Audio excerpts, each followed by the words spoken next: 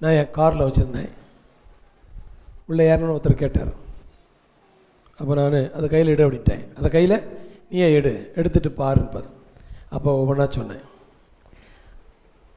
தேவன் உங்களை நேசிக்கிறார், உங்கள் மேலே அவர் ரொம்ப அனுபவிச்சுக்கிறார்.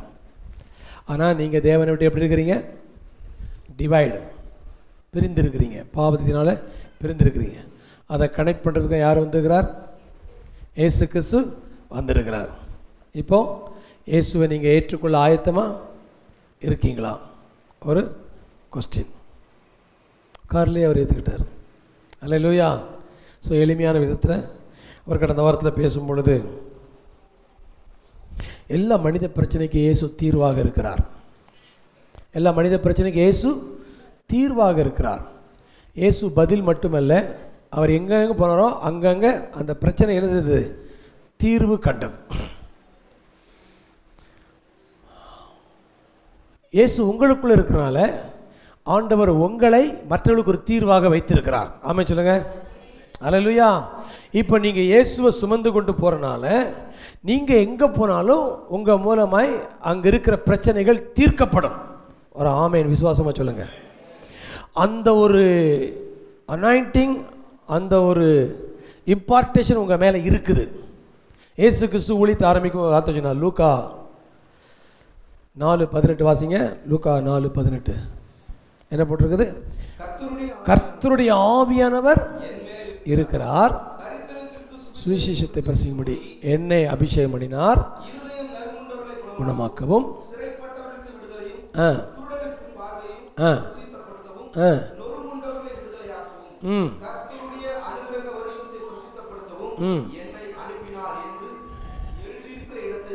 போதும். இங்க பாருங்க, கர்த்தருடைய ஆவியானவர் என் மேல் இருக்கிறனால தரித்திரருக்கு நான் சுவிசேஷத்தை சொல்றேன். என்ன சுவிசேஷம்? இந்த இயேசு உன்னை ஐஸ்வர்யவானாக மாற்றுவார். ஹல்லேலூயா. உன் பாவம் மன்னிக்கப்படும் பொழுது தரித்திரம் மாறும். குருடருக்கு, இருதயம் நொறுங்குண்டவர்களுக்கு. அப்போ இயேசு அபிஷேகம் பெற்ற உடனே அவருடைய அசைன்மெண்ட் அவருக்கு தெளிவாக தெரிஞ்சது. எல்லா பிரச்சனைக்கும் இந்த அபிஷேகம் ஒன்று தீர்வாக இருக்கிறது. இப்போ நான் கேட்குறேன், எத்தனை பேர் அபிஷேகம் பெற்றுக்கிறீங்க? என் மேலே கர்த்தருடைய ஆவியானவர் இருக்கிற சொல்லுங்க. ஆமென் சொல்லுங்க. கையை தலைமையில் வைங்க, சொல்லுங்க, கர்த்தருடைய ஆவியானவர் என் மேலே இருக்கிறார். ரைட்.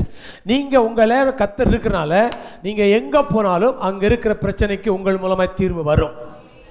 ஒரே வார்த்தையில் போனவர் அவர் சொன்னார், பரலோக ராஜ்யத்தின் திறவுகோலை உன் கையில் சொல்லுங்க கொடுத்துருக்குறேன். சாவி உங்கள்கிட்ட இருக்குது. என்ன பூட்டாக இருந்தாலும் சாவி யார்கிட்ட இருக்குது? இருக்குது. நீங்கள் கட்டுகிறது கட்டப்படும், நீங்கள் கட்டவிழ்ப்பது கட்டவிழ்க்கப்பட்டிருக்கும். ஸோ எவ்ரி ப்ராப்ளம் அனாயிண்டிங் உங்களுக்கு பதிலாக கற்றுத்தது. இப்போ சொல்கிறேங்களுக்கு, உங்கள் வீட்டுக்குள்ளே இருக்கிற பிரச்சனையாக இருக்கலாம், உங்களை சார்ந்தவர்கள் பிரச்சனையாக இருக்கலாம், சமுதாய பிரச்சனை, எல்லாவற்றுக்கும் உங்களைத்தான் தேவன் தீர்வாக வைத்திருக்கிறார். அல்லேலூயா. அந்த அவேர்னஸ், அந்த விழிப்புணர்வு இருக்கணும். எங்கே போனாலும் இயேசு நன்மை செய்கிறவராகவும் சுகமாக்குறவர் சுற்றி திரிந்தார். அது சாப்பாட்டு பிரச்சனையா? மிராக்கிள். அது கண் பார்வை தெரியலையா? சுகம். செத்து போயிட்டானா எல்லா இடத்துலையும் தீர்வு கொடுத்தார். அதே இயேசு ஆவியானவராக உங்களுக்குள்ள இருக்கிறனால நீங்கள் எல்லாருக்கும் தீர்வு கொடுக்க முடியும். இப்போ சாவியை வச்சுட்டு இருந்தும் மக்கள் பூட்டப்பட்டு கிடக்கிறாங்கன்னா, நீங்கள் சாவியை பயன்படுத்தலைன்னா நீங்கள் யார்? நீங்கள் யார்? குற்றவாளி. நீங்கள் யார்? குற்றவாளி. பரிசேயரை பார்த்து சொல்கிறாரு, நீங்கள் பரலோகத்தை பூட்டி போட்டுட்டு நீங்களும் போகிறதில்ல, மற்றவங்களையும் போகிற விடுறதில்லை. அப்போ சாவியை வைத்திருந்தும் அதை உபயோகப்படுத்தாட்டினா அந்த நபருடைய பிரச்சனைக்கு நாம் குற்றவாளியாக மாறும்.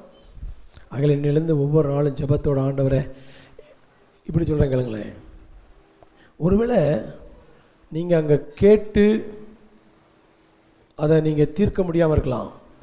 ஆனால் நீங்கள் பார்க்கிற ஒவ்வொன்றுக்காக நீங்கள் ஆவிக்குரிய மண்டலத்தில் நீங்கள் ஜெபிக்கும் பொழுது அற்புதம் கட்டவிழ்த்து விடப்படும். ஹல்லேலூயா. நான் ரிலீஸ் பண்ணுறேன், நான் ஓப்பன் பண்ணுறேன், நான் ஹீல் பண்ணுறேன், நான் டிக்ளேர் பண்ணுறேன். நீங்கள் ஆவிக்குரிய மண்டலத்தில் அதை ஆப்ரேட் பண்ணிட்டு போயிட்டே இருங்க. கர்த்தர் மாற்றங்களை தருவார். எப்படி எடுத்துக்குவோம்? ரட்சிக்கப்படாத ஒரு கணவன், ரட்சிக்கப்படாத மனைவி, குடிகார பிள்ளைங்க எப்படி இருக்கிறாங்கன்னா, அவங்க வாழ்க்கையில் கர்த்தர் ஒரு சாவியை உங்கள் கையில் கொடுத்துக்கிறாரு. நீங்கள் அவங்க மேலே விடுதலையை பேசுங்க. விடுதலையை கூறவும், பார்வை அடையவும், எல்லாமே இங்கே டிக்ளரேஷன் தான். இந்த பிச்சைக்கார ஜபத்தை விட்டுட்டு ஆளுகை செய்கிற ஜபத்தை நீங்கள் செய்யுங்க. ஹல்லேலூயா. சுகம் உண்டாவதாக, பார்வை அடைவாயாக. மலையை பார்த்துன்னு செய்யுங்க, பேசுங்க. இப்போ தேவன் உங்கள் கையில் அந்த அதிகாரத்தை தந்திருக்கிறார் என்பதை நீங்கள் பயன்படுத்த வேண்டும். ஸோ இது போன வாரத்தில் அவர் சொன்ன காரியம். இன்றைக்கி கிறிஸ்தவத்தினுடைய மிகப்பெரிய ஒரு பெந்தேகோஸ்தேல நாம் என்ன நம்பி கொண்டிருக்கிறோம், என்ன நம்முடைய அடிப்படை தியாலஜி, இறையியல் கொள்கை, ஆணிவேர் என்னன்னே நமக்கு தெரியாமல் இருக்கிறோம். பொதுவாக சிஎஸ்சி ஆர்சி சபையில் விசுவாச பிரமாணம் சொல்லி வாரம் வாசிப்பாங்க. என்னன்னே தெரியாமல் வாசிப்பாங்க. அது பாரம்பரியமாக வாசிக்கிறனால நம்ம அது வாசிக்கிறதே இல்லை. நம்ம வாசிக்காமல் இருக்கிறனால உண்மையில் அது என்னன்னு தெரியாமலே வாழ்ந்துட்டோம். அப்போஸ்தல நாட்களில் அவர்கள் தேவனின் மேல் வைத்திருந்த அந்த விசுவாசம், அந்த நம்பிக்கையை 300 வருடங்கள் மிகவும் பரிசுத்தமாய் பாதுகாப்பாக இருந்தது. கான்ஸ்டன்டைன் ராஜாவுக்கு பிறகு அரசாங்க மதமாய் கிறிஸ்தவம் மாறினதுனால சிலை வழக்கங்கள் உள்ளே அது டைலூட் ஆகி என்ன நம்பிட்டு இருக்கிறோன்னே தெரியாத அளவுக்கு போயிடுச்சு. சபைக்குள்ளேயே மரியாதை கொண்டு வந்துட்டாங்க, பரிசுத்தவான்களெல்லாம் தெய்வமாக்கிட்டாங்க, சிலுவையை ஒரு விக்கிரகமாக்கி விட்டார்கள். அப்போ என்ன நம்புகிறோன்னே மக்களுக்கு தெரில. ஏன்னு சொன்னால் போப்பாண்டவர்கள் மக்களுக்கு வேதத்தை கொடுக்காமல் தாங்கள் சொல்லுகிறது தான் வேதம் என்று சொல்லி அந்த டைமில் அத்தனேசியஸ் என்கிறதான இறையியல் ஆதிகால யோவானுடைய சீஷர் அவர் அதற்காக எதிர்த்து நின்று அதை குறித்து ஒரு விசுவாச அடிப்படை, கிறிஸ்தவத்தினுடைய அடிப்படை ஆணிவேர் என்ன என்று சொல்ல வேண்டும் என்று 380 பிஷப் ஊழியர்கள் சேர்ந்து நிசியன் கிரீடுன்னு ஒரு கிரீடை இது பண்ணுறாங்க. அதுக்கு பேர் தான் அப்போஸ்தல விசுவாச பிரமாணம். பொதுவாக அசம்பிளிஸ் ஆஃப் காடில் போதகர்களுக்கான ஒரு இது இருக்குது. அதில் எங்களுக்கு அதை எழுதி கொடுத்துருப்பாங்க. 16 உபதேசம் என்ன, அதில் அப்போஸ்தல விசுவாச பிரமாணம் இருக்குது. இதையெல்லாம் சேர்ந்து வாசிக்கலாம். போடுறீங்களா? நம்முடைய கிறிஸ்தவத்தினுடைய அஸ்திபாரம் அப்போஸ்தல விசுவாச பிரமாணம் என்னங்கிறது இது குரூப்பில் அனுப்புகிறோம். நீங்கள் அவசியம் நீங்கள் அதை அறிந்திருக்க வேண்டும். ஒரு மனப்பாடமாக சாண்டிங்காக ஒப்பிக்கிறதல்ல, எல்லாம் சேர்ந்து வாசிங்க. வானத்தையும் பூமியையும் படைத்த சர்வ வல்லமையுள்ள பிதாவாகிய தேவனை விசுவாசிக்கிறேன். ஒன் காட் பிலீவ் பண்ணுறோம். அடுத்தது அவருடைய ஒரே பேரான குமாரனாகிய நம்முடைய நாதர் இயேசு கிறிஸ்துவையும் விசுவாசிக்கிறேன். அவர் பரிசுத்த ஆவியினாலே கல்னி மரியாளிடத்தில் உற்பவித்த பிறகு பொந்தி பிலாத்துவின் காலத்திலே பாடுபட்டு சிலுவையில் அறையுண்டு மரித்து அடக்கம் பண்ணப்பட்டு இறங்கினார். 3ஆம் நாள் மரித்தோரிலிருந்து எழுந்தறினார். பரமண்டலத்துக்கு ஏறி சர்வ வல்லமையுள்ள பிதாவாகிய தேவனுடைய வலது பார்சத்திலே விற்றிருக்கிறார். அவ்விடத்திலிருந்து உயிருள்ளோரையும் மரித்தோரையும் நியாயம் தீர்க்க வருவார். அடுத்தது பரிசுத்த ஆவியை விசுவாசிக்கிறேன். பொதுவாக இருக்கிற பரிசுத்த சபையும் பரிசுத்தவனுடைய ஐக்கியமும் பாவ மன்னிப்பு சரீர உயிர்த்தெழுதலும் நித்திய ஜீவனும் உண்டு என்று விசுவாசிக்கிறேன். ஆமென். அல்லேலூயா. இதுதான் அப்போஸ்தல விசுவாச பிரமாணம். இது ஒவ்வொரு கிறிஸ்தவனும் இது மனப்பாடமாக தெரிஞ்சிருக்கணும். பாரம்பரிய சபைகளில் இது மனப்பாடமாக அறிந்து வைத்துக்கிறாங்க. நாம் பாரம்பரியத்தை பின்பற்றுறதில்லை. பாரம்பரியம் பரலோகத்துக்கு கொண்டு போகாது. ஆகையால் நம்ம அதை விட்டோம். ஆனால் அது என்னன்னே தெரியாமல் வாழ்கிறது ரொம்ப பரிதாபமான காரியம். இதுதான் ஆதி சபை பற்றி கொண்டிருந்த மூல உபதேசம். இதில் 3 காரியம் இருக்குது. திருத்துவத்தை அவங்க ரொம்ப முக்கியத்துவப்படுத்துகிறாங்க. ஒன்றான கடவுள்னு சொல்கிறாங்க. அடுத்தது பிதா, என்ன சொல்கிறாங்க? பிதாவாகிய தேவன். 2வது இயேசு கிறிஸ்து. 3வது பரிசுத்த ஆவியாகிய ஆண்டவர். ஏன் அப்படின்னா 300 வருஷத்துக்கு பிறகு இயேசு கிறிஸ்து ஆண்டவர் இல்லைங்கிற அளவுக்கு அங்கே நிறைய கலப்படம் வந்துச்சு. அவர் மனிதனாக பிறந்தார். மனிதனாக பிறந்த யார் பரிசுத்த கடவுளாக இருக்க முடியும் அப்படின்னு சொல்லி நிறைய நாஸ்திச கொள்கைகள்லாம் உள்ளே இயேசு கிறிஸ்துடைய தெய்வீகம் மிகப்பெரிய கேள்விக்குறியானது. அப்படி இருக்கும் பொழுதுதான் இப்படிப்பட்டவர்கள் எழும்பி நின்று இயேசுவை மறுதலிக்கிறவனே அந்தி கிறிஸ்து என்று யோவான் எழுதி வைத்திருக்கிறார். ஸோ இயேசுவை மறுதளித்தா அங்கே கிறிஸ்தவமே இல்லை என்பதனால அவங்க கொண்டு வந்த அந்த நிசியன் பிரமாணம் தான் அது. இதெல்லாம் நீங்கள் உட்கார்ந்து வாசிச்சிங்க, அப்படி வாசிக்கக்கூடாது. எளிமை நின்று கையை நீட்டி எல்லாம் எளிமை நில்லுங்க. கிறிஸ்தவர்களாகிய நாம் என்ன விசுவாசிக்கிறோங்கிறது நமக்கு தெரிந்திருக்கணும், அதை அறிக்கை செய்யணும். இன்றைக்கி ஒரு நாளாவது நம்ம செய்வோம், மாதம் மாதம் வாரம் செய்யட்டா கூட போடுங்க. அதை மறுபடியும் வாசிங்க, கை நீட்டி. வானத்தையும் பூமியும் படைத்த சர்வ வல்லமையுள்ள பிதாவாகிய தேவனை விசுவாசிக்கிறேன். அவருடைய ஒரே குமாரனாகிய நம்முடைய நாதர் இயேசு கிறிஸ்துவையும் விசுவாசிக்கிறேன். அவர் பரிசுத்த ஆவியினாலே கன்னி மரியாளிடத்தில் உற்பவித்து பிறந்தார். பொந்தியு பிலாத்துவின் காலத்திலே பாடுபட்டு சிலுவையில் அறையுண்டு மரித்து அடக்கம் பண்ணப்பட்டு பாதாளத்தில் இறங்கினார். 3ஆம் நாள் மரித்தோரிடத்திலிருந்து எழுந்தறினார். பரமண்டலத்துக்கு ஏறி சர்வ வல்லமையுள்ள பிதாவாகிய தேவனுடைய வலதுபார்சத்தில் விற்றிருக்கிறார். அவ்விடத்திலிருந்து உயிருள்ளோரையும் மரித்தோரையும் நியாயந்திருக்க வருவார். பரிசுத்த ஆவியை விசுவாசிக்கிறேன். பொதுவாக இருக்கிற பரிசுத்த சபையும் பரிசுத்தனுடைய ஐக்கியமும் பாவ மன்னிப்பும் சரீர உயிர்த்ததிலும் நித்திய ஜீவனும் உண்டு என்று விசுவாசிக்கிறேன். ஆமென். உங்களுக்கு நீல ஒரு கைத்தட்டு விடுங்க, உட்காருங்க. நான் சொல்லும் பொழுது அந்த காலத்தில் சிஎஸ்சி சபைக்கு போன ஆட்களுக்கு இப்போ கொஞ்சம் அப்படி ஞாபகம் வரும். ஆமாம், இதை நாங்கள்லாம் வாசிருக்கிறோமே, சபையில் பண்ணியிருக்கிறாங்களே அப்படின்னு யோசிக்கிறீங்க. ஆனால் இது உண்மையிலேயே சிஎஸ்ஏ ஆர்சியினுடைய இது கிடையாது. இது அப்போஸ்தலருடைய விசுவாச பிரமாணம். பெந்தேக்கோஸ்தே பாரம்பரியத்துக்காக இதை ஒதுக்கினாங்க. ஆனால் இது தெரியாமலே அடுத்த சந்ததி போயிடுச்சு. அதனால் இது நீங்கள் you have to be keep it in your mind. Super. இன்றைய செய்திக்கு நான் வரேன். ஆண்டவர் என் கூட யோசுவா 8ஆம் அதிகாரத்திலேருந்து ஒரு ஆவிக்குரிய சீக்ரெட் ஆஃப் சக்சஸ், வெற்றியின் ரகசியத்தை கற்றுக் கொடுக்கும்படி சொல்கிறார். 8ஆம் அதிகாரம் 18ஆம் வசனம் வாசிங்க. அப்பொழுது கர்த்தர் யோசுவாவை நோக்கி, உன் கையில் இருக்கிற ஈட்டியை ஆய்க்கு நேராக நீட்டு, அதை உன் கையில் ஒப்புக் கொடுப்பேன் என்றார்.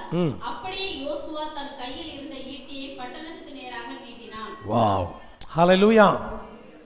இங்கு இந்த சம்பவத்தினுடைய பின்னணி, ஆண்டவர் இஸ்ரவேல் ஜனங்களை எகிப்திலிருந்து ரட்சித்து கொண்டு வந்து அவர்களை பலத்த கையினாலும் ஓங்கிய புயத்தினாலும் விடுதலையாக்கி அவர்களை 40 நீண்ட வருடங்கள் இயற்கைக்கு அப்பாற்பட்ட உணவு மென்னாவை கொடுத்து ஒரு வியாதி இல்லாத ஒரு சுகவாழ்வை கொடுத்து அவர்களை வெற்றி பவனியை கொண்டு வந்து கானான் தேசத்தினுடைய என்ட்ரி பாயிண்ட் எரிகோவை அவர்கள் தேவனுடைய ஆலோசனைப்படி ஜெயித்து அவர்கள் முதல் வெற்றியை கொண்டாடி கொண்டிருந்தார்கள். அடுத்த ஒரு சிறிய பட்டணமாகிய ஆயி பட்டணத்தை பிடிக்கும்படியாக யோசுவா ஒரு 3000 பேரை அனுப்பி அதை யுத்தத்துக்கு அனுப்பின பொழுது அங்கு தோல்வி அடைந்து சிலர் வெட்டுப்பட்டு செத்து போனார்கள். யோசுவாவுக்கு மிகப்பெரிய அதிர்ச்சி. என்ட்ரியே ஒரு ஃபெயிலியர் ஆன உடனே அவனுடைய வாழ்க்கை ஒரு பெரிய பின்னடைவு. உடனடியாக தேவ சமூகத்தில் போய் சாஷ்டாங்கமாக விழுந்து அவன் தேவ சமூகத்தில் கேட்ட பொழுது அங்கு ஆண்டவர், நல்லா கவனிங்க, நான் 2-3 டிப்ஸும் முதல்ல சொல்லிடுறேன்.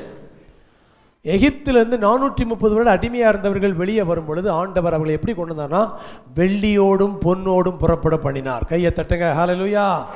ஒரு ரட்சிக்கப்பட்ட கிறிஸ்தவனுடைய வாழ்க்கை எப்படி இருக்குன்னா அதுதான். அவர்களில் பலவீனப்பட்டவன் ஒருவனும் இல்லை. அந்த ஒரு வார்த்தை அப்படி தான் இருக்குது. வெள்ளியோடும் பொன்னோடும் புறப்பட பண்ணினார், அவர்கள் பலவீனப்பட்டவன். இது ரட்சிக்கப்பட்ட ஒருத்தன் எப்படி இருப்பான்னா செழிப்பாக இருப்பான், வியாதி இல்லாமல் சுகமாக இருப்பான். கையை தட்டி ஆமை சொல்லுங்க. 430 வருஷம் அவர்களுக்கு கொடுக்க வேண்டிய நியாயமான சம்பளத்தை கொடுக்காமல் அவர்களை அடிமைப்படுத்தி வைத்திருந்த பார்வோனிடத்தில் ஆண்டவர் வட்டியும் முதலுமாக தன்னுடைய மக்களுக்கு சம்பளத்தை ஈடுகட்டினார். அல்லையா, ரட்சிக்கப்படுறதுக்கு முன்னாடி உங்களுக்கு வர வேண்டிய ஆசுவத்தை எல்லாம் நியாயப்படி வர வேண்டிய ஆசுவத்தில் கெடுத்து வைத்திருந்த சாத்தானை சிலுவையிலே ஆண்டவர் அவனுடைய கதையை முடித்து உங்களுக்கு வர வேண்டிய நியாயமானதை ஆண்டவர் அதிகப்படியாய் ஈடுகட்டி கொடுக்கிற தேவன். ஹல்லேலூயா. அது மட்டுமல்ல, ரட்சிக்கப்படுவதற்கு முன்பதாக அறியாமையினாலே வியாதிப்பட்டிருக்கிற நம்முடைய வாழ்க்கையில் சட்டத்துக்கு புறமாக வியாதியை கொடுத்து நம்மை அடிமைப்படுத்தி வைத்திருந்த சாத்திரத்திலிருந்து விடுதலையாக்கி வியாதி இல்லாத சுக வாழ்வை நமக்கு வாக்கு பண்ணியிருக்கிறார். ஆக ரட்சிக்கப்பட்டவர்கள் வெள்ளியோடும் பொன்னோடும் புறப்பட்டிருப்பார்கள். அவர்கள் சரீரத்தில் பலவீனப்பட்டவன் ஒருவனும் இல்லை. கையை வைத்து சொல்லுங்க, நான் செழிப்பாக இருப்பேன், நான் வியாதி இல்லாமல் இருப்பேன். இது என்னுடைய பிறப்புரிமை. ஆமென். அடுத்தது அவங்க பிரயாணப்பட்டு வர்ற வழியில் நிறைய அற்புதங்கள், சூப்பர் நேச்சுரல் மிராக்கள், செங்கடலை பிளந்து அற்புதங்கள் கொண்டு வர. இப்போ எரிகோவில் வந்த உடனே எரிகோ பூட்டி இருக்குது. நல்ல கவனிங்க, வாக்குத்தத்தம் தேசத்தை தருவேன் கூட்டு வந்தார். வந்து பார்த்தா தேசம் பூட்டி இருக்குது. சில நேரங்களில் கர்த்தவங்களுக்கு வாக்குத்தத்தம் கொடுப்பார், தீர்க்கதரிசனம் சொல்லுவார். ஆனால் போய் நின்று பார்த்தா மூடப்பட்ட கதவை பார்க்கும் பொழுது ஒரு டிஸ்கரேஜ் ஆயிரும். ஆனால் யோசுவா தேவனிடத்தில் ஜெபத்தில் ஆலோசனை கேட்ட பொழுது எரிகோவையும் அதன் மனுஷரையும் உன் கையில் நான் ஒப்பு கொடுத்துட்டேன். சில நேரங்கள் ஆண்டவர் நமக்கு ஒப்பு கொடுக்கும் பொழுது அதுக்குரிய அறிகுறிகள் இல்லாமல் இருக்கலாம். ஆனால் விசுவாசம் உள்ளவர்களாய் அவர்கள் 7 நாள் சுற்றி நடந்தாங்க. 7ஆவது நாள் 7 தடவை நடந்தாங்க, ஆர்ப்பரித்தாங்க, அலங்களையும். அதில் ஒரு கண்டிஷன் சொன்னார், ஒன்னையும் உயிரோடு வைக்காத, எல்லாத்தையும் சங்காரம் பண்ணிரு, சுட்டெரித்து போட்டுரு. அதாவது கானானுடைய முதற் பலன் எரிகோ, அதை நீ ஒன்றும் எடுக்கக்கூடாது, அதை எனக்கு தகன பலியாக கொடுத்துரும். உங்கள் வாழ்க்கையில் கர்த்தர் கொடுக்குற ஆசீர்வாதத்தின் முதற் பலன் கர்த்தருக்குரியது. அதை நீங்கள் எதையும் எடுக்கக்கூடாது, அதை கர்த்தருக்கு கொடுத்துடணும் தகன பலியாக. ஆனால் யோசுவா அதுக்கு கீழ்ப்படிந்து முழுமையாக அதை செய்தான். ஆனால் அவன் கூட்டத்தில் ஒருத்தர் ஆகான் என்பவன் இந்த கொள்ளையடிக்கும் பொழுது, மக்களை ஜெயிக்கும் பொழுது, அங்கே இருக்க தங்கத்தையும் வெள்ளியும் பாபிலோன் சால்வையும் பார்த்த பொழுது இச்சித்து எடுத்து கொண்டு வந்து வீட்டுக்குள்ளே ஒளிச்சு வச்சுட்டான். தேவனுக்கு கொடுக்க வேண்டியதை நாம் தக்க வைக்கும் பொழுது அடுத்த முயற்சிகள், அடுத்த யுத்தத்தில் மிகப்பெரிய தோல்வி.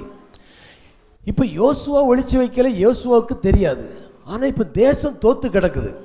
சில நேரங்களில் நாம் ஒருவர் செய்கிற தவறு முழு குடும்பத்துக்கும் ஆசீர்வாதத்தையும் தோல்வியும் கொண்டு வரும். ஆசீர்வாதத்தை தடுத்து தோல்வியை கொண்டு வருகிறது. இங்கே யோசுவா முகக்குப்புற விடுற, ஆண்டவரை நான் எதுவும் தப்பு பண்ணலே அப்படி ஆண்டு சொல்கிறாரு. நல்லா கவனிங்க, சில நேரங்களில் உங்கள் வாழ்க்கையில் ஃபெயிலியர் ஆஃப்டர் ஃபெயிலியர் வந்தால் ஒரு செல்ஃப் செக்கப் பண்ணுறது ரொம்ப நல்லது. பாடியில் தேவையில்லாத வலிகள் வேதனைகள் வரும் பொழுது சொல்லுவாங்க டாக்டர், என்ன பண்ணுங்கள், ஒரு செக்கப் பண்ணுங்கள், ஸ்கேன் ரிப்போர்ட் எடுத்து வாங்க. ஏன் ஒத்த தலைவலி வருது, ஏன் இந்த மாதிரி கோளாறு இருக்குன்னு. அதே போல் ஆவிக்குரிய வாழ்க்கையில் சில முன்னேற்றத்திற்கு எதிரான தடைகள் தோல்வி வரும் பொழுது ஒரு சுய பரிசோதனை செய்து பார்ப்பது நல்லது. அப்போ ஆண்டவர் அங்கே பாவத்தை சுட்டி காண்பிக்கிறார். உள்ளுக்குள்ளே ஒருத்தன் இச்சித்து திருடி வச்சுக்கிறான். ஆகையால தான் உங்கள் வாழ்க்கையில் தோல்வி என்று ஆண்டு சொல்கிறார். யோசுவா விழுந்து கிடந்து ஜெபம் பண்ணுறான், ஆனால் அங்கே வெற்றிக்கு வழி இல்லை. வாசிங்க 7ஆம் அதிகாரம் 11ஆம் வசனம். இஸ்ரவேல் பாவம் செய்தார்கள், நான் அவர்களுக்கு கட்டளையிட்ட என் உடன்படிக்கையை மீறினார்கள். சாபத்தீடானதில் எடுத்துக்கொண்டதும், களவு செய்ததும், வஞ்சித்ததும், தங்கள் பண்டம் பாடிகளுக்குள்ளே வைத்ததும் உண்டே என்று சொன்னாரு. யோசுவா இக்னரன்ஸாக இருக்கிற, அறியாமல் இருக்கிறான். சில நேரங்கள் இப்படி தான், கணவன் மனைவி பிள்ளைகள் ஒருத்தர் நல்ல ஸ்பிரிச்சுவலாக இருப்பாங்க, ரொம்ப ஜீசஸ் மாதிரி ஜோஷுவா மாதிரி ரொம்ப லீடராக இருப்பாங்க. ஆனால் அடி மேலே அடி விழும். சம்படி யாரோ ஒருத்தர் அந்த கம்யூனிட்டியில், அந்த ஃபேமிலிக்குள்ளே ஒருத்தருடைய தவறான ஒரு காரியம் முழு குடும்பத்துக்கும் வெற்றியை அது தோற்கடிக்க விடுது. அப்போது இவன் முகம் குப்புற விழுந்து ஜோம் பண்ணுறான். அப்போ ஆண்டவர் சொல்லிட்டார், பாவம் இருக்குது, பாவம் செய்தார்கள். நான் இப்படி எழுதியிருக்கிறேன்,